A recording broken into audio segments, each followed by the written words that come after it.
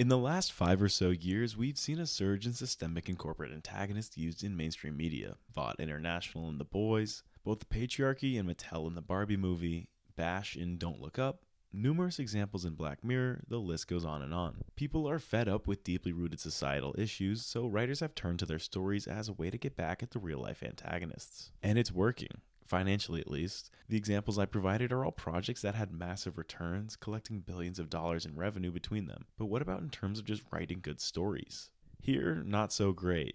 The Boys is coming off its worst season to date, Barbie was scrutinized for being shallow, Don't Look Up was a tonal mess, and even Black Mirror, a show I absolutely love, had me scratching my head with some of their latest episodes. What's most interesting to me is that each of these examples suffer from the same shortcoming, the exact same writing flaw. They preach. What might be the most over-regurgitated writing advice of all time is the idea of show, don't tell. But it does exist for a reason. Showing is when the writer gives the audience all the tools they may need and lets them go down their own path to arrive at their own conclusion. Telling basically plants the audience at a predestined conclusion rather than letting them arrive somewhere on their own. Each of them have their rightful places in a story. More showing means giving more puzzle pieces, more telling means giving a more complete puzzle. Tell is the what, show is the why. What I just attempted to do was show you why showing's generally better. If I were to just tell you showing's better, then you wouldn't be arriving at that conclusion on your own. Your understanding the show versus tell would depend entirely on my credibility. Pretty meta, right? Anyway, I guess a general rule of thumb is the more you want the audience to think for themselves, the more showing you should do and less telling.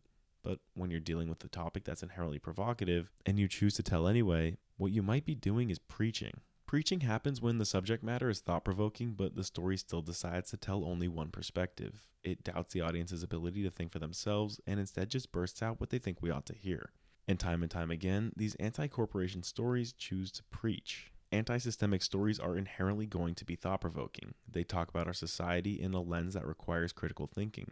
This means that they also have a big opportunity every time they're made. They get to explore some of the biggest issues in our society and hopefully unpack them in ways that can lead to positive change. Or they can do the bare minimum and tell us exactly what we already know. What seems to happen in mainstream examples is the latter, and I'm calling it appeasement.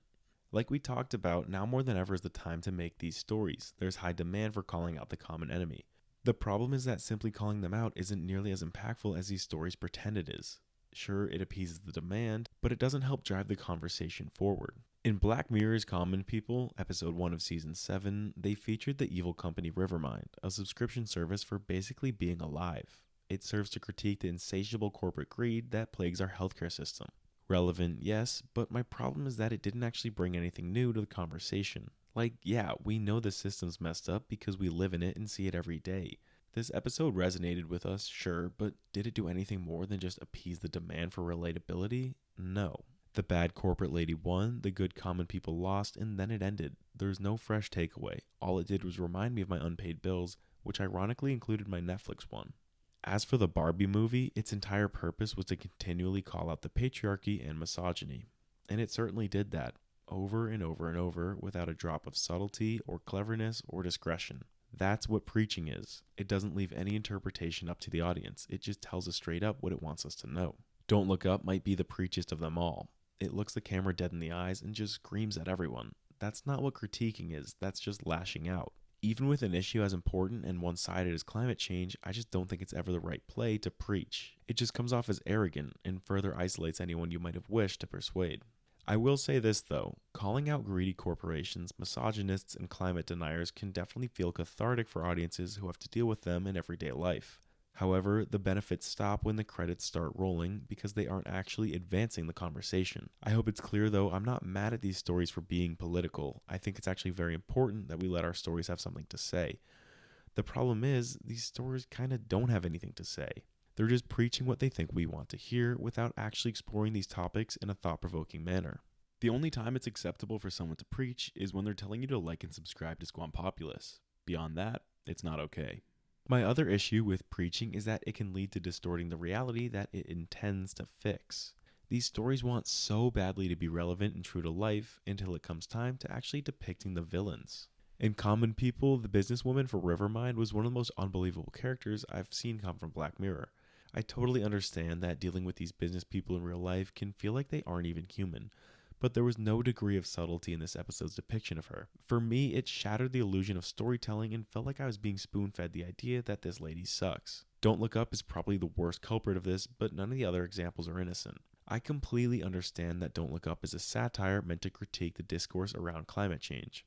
So, they created larger-than-life characters in order to make it funny. But that's not how you do satire. Satire works best when you can show it to people you're making fun of and they won't even notice. Think American Psycho and how Patrick Bateman was like the Hustle Bros hero for a while. Then go back to Don't Look Up or Barbie and you're just showing hyper-exaggerated bad guys that might break any slight semblance of believability. The ridiculousness of the villains reminds me of that meme where it's like, I've already depicted myself as the cunning Chad and you as the lowly soy jack. This is called straw manning, and it's a well-known fallacy. Rather than exploring different perspectives, they just lash out at these larger-than-life corporate entities that only exist in their imaginations. These stories frame corporations and billionaires in the same way that a myth would frame a dragon. They are this absolute evil that can only be overcome by a hero and their sword.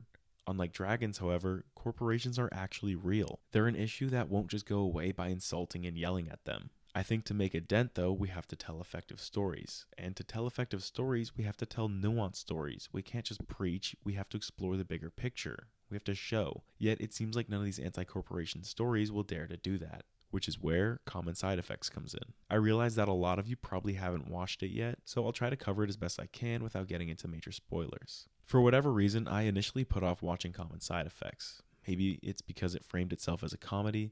Maybe I was afraid it would just be another shallow preach fest. Most likely, it was the bobblehead character design. Regardless, I finally got around to it and binged the entire season 1 in a single night. It blew my expectations out of the water. From the gripping premise, the action-packed pace, the true-to-life dialogue, the addicting score, and the stunning visuals, Common Side Effects seemed to get A's across the board for me. But what stood out to me more than anything was its ability to explore perspectives. All perspectives. What's kind of funny is that in the very first scene, it sort of seems like they're preaching. The main character, Marshall Cuso, addresses a big pharma CEO about the reckless destruction of the environment and the people's health.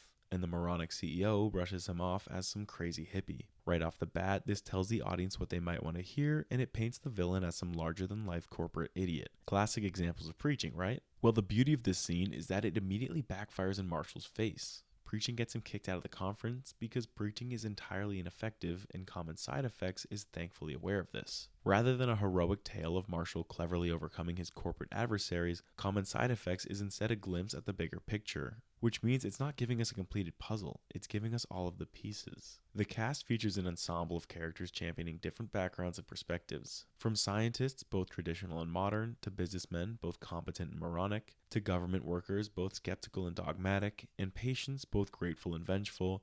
Common Side Effects is incredibly thorough at exploring every possible perspective that could arise from its provocative premise. That was a lot of P's. They talk about the harm our system creates and the poisons in our food and our medicine, but they also talk about the lives that are saved, the balance that is kept. Yes, I think the show takes a side, but it's a lot more earned and a lot more meaningful when they show what the other side entails too. Regarding the protagonists, I'd say the biggest theme of the season 1 is their naivety. The two main characters in Marshall and Francis are in possession of the most powerful drug in the history of the world. While they exist on opposite ends of the spectrum, each of them wants to harness it for good, spreading it to the greatest number of people as fairly as possible. But what they both come to learn throughout the season is that the task won't be so simple. Taking down the big bad isn't just something that can magically happen overnight, and it will come with massive costs. Speaking of the big bad, I think the Overlord antagonist in Jonas Backstein is one of the most refreshing takes of the corporate villain I've seen. Jonas the Wolf Backstein exemplifies exactly what it is that makes Common Side Effects so good. Nuance and ambiguity. There is no black and white with the wolf. There isn't preaching, there's teaching. There's exploring, there's showing. Jonas understands that a drug as powerful as the Blue Angel mushroom can quickly destabilize the world as we know it. He understands that it can take down the entire system and cause more harm to the world than good. Is he a perfectly moral character?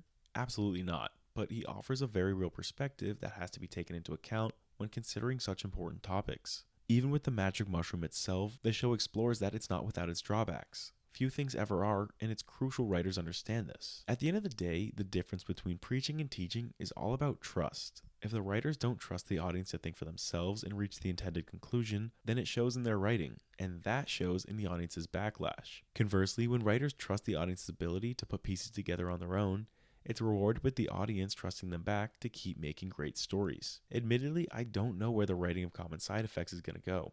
I don't know how the big corporations will be taken down, or if they even will at all. But at the very least, I trust the writers. They proved to me that they're ready to unpack the whole picture, and for that reason, I can't wait to see where the story goes next. So those are my thoughts on showing versus telling and preaching versus teaching.